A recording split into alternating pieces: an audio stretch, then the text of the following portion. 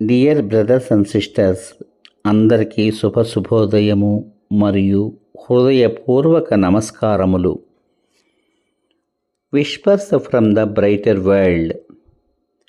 గురువారము మే 6, 1999 సంవత్సరము ఉదయం 8 గంటలు.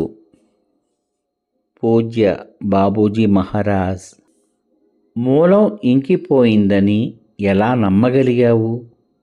మాకున్న వనరులు అంత పరిమితమైనవా? మన సోదరులలో కొంతమంది నిరాశ చెందారు.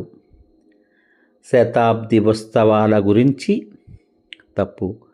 శతాబ్ది ఉత్సవాల గురించి ఎన్నో అసత్యపు పుకార్లు వ్యాపించాయి. రాత్రికి రాత్రే వారి జీవితాలు మారిపోగలవని అమాయకంగా భావించారు. ఏదీ ఆ విధంగా సంభవించదు.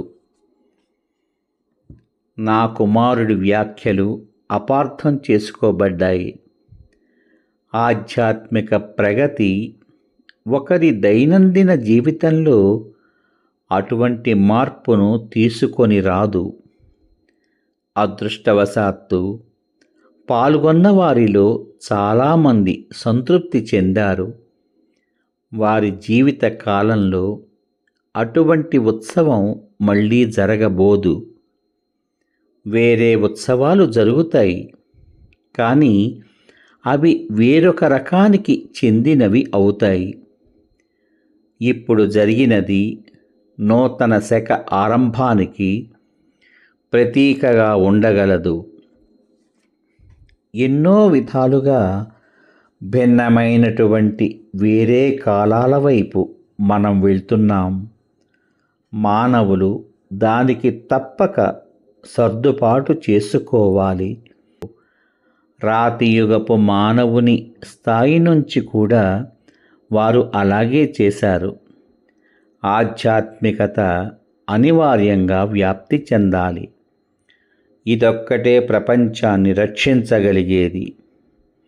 ఎన్నో ఆత్మలు జాగృతమవుతూ స్వేచ్ఛా దిశగా కదులుతున్నాయి. ఈ కాలానికి ఉన్న విశేష లక్షణం తెలియజేసేది ఇదే. కానీ చీకటిలో ఉండి కనబడకుండా పనిచేసే ఈ దుష్ట శక్తుల సైన్యాన్ని అణచడానికి పట్టు సడలకుండా ఇంకా చాలా ముందుకు వెళ్ళవలసిన అవసరం ఉన్నది. ఏదో ఒక సమయంలో మంచిని సాధించకోరే శక్తులు తప్పక విజయం చెందాలి.